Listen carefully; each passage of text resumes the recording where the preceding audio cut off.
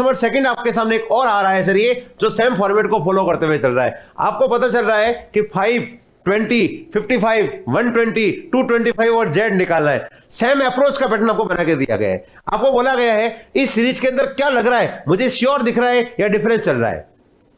Difference चल रहा है, इस बात का ध्यान रखना। तो बताइए, ये डिफरेंस आपको पता चला 15 का डिफरेंस है, ये डिफरेंस आपको पता चला लगभग 35 का डिफरेंस है, ये डिफरेंस आपको पता चला ये आपके 65 का डिफरेंस है, 65 का डिफरेंस है, ये आपको पता चल गया 105 का डिफरेंस है।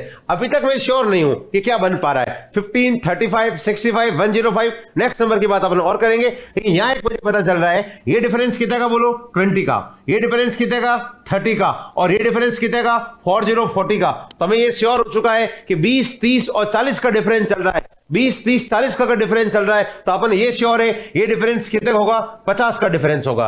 क्या मैं 105 में 50 ऐड कर सकता हूं क्या? जी सर, ये तो हमें पता चला ये नंबर बन गया 155 सर, ये 155 आ चुका है। यहां से अपन जेड कैलकुलेट कर लेंगे और जेड निकालते ही आपका आंसर आपके सामने होगा। अपन देखते हैं कैसे कैलकुलेशन चलेगा। 225 में 155 ऐड करोगे 200, 300, 380 हो चुका है, तो जेड बराबर 380 आ रहा है सर। ये जेड का जो वैल्यू आ रहा है वो 380 आ रहा है, लेकिन जेड नहीं निकालना है हमें। यहां से इस इक्वेशन से वाई कैलकुलेट करना है। क्या लिखा हुआ है, Z minus 5y is equal to कितना लिखा हुआ है, 280 लिखा हुआ है, और मुझे इससे y का वैल्यू कैलकुलेट करके देना है। अपन ट्राई करेंगे। जेड दे रखा है, वो दे रखा आपको 280 दे रखा है, सॉरी 380 दे रखा है। अगर ये 380 है, 380 में से 280 घटाओगे तो ये बचेगा 100, और 100 हमारे किसके बराबर है बोलो, 5y के बराबर है। अगर 5y अगर हमारे 100 के बराबर है, अगर 5y हमारे 100 के बराबर है, तो मुझे तो y का वैल्यू कैलकुलेट करना है। y का वैल्यू जब मैं कैलकुलेट करूंगा तो ये आपका कितनी बार चला गया, 20 बार चला गया। तो बताइए y का जो मान होगा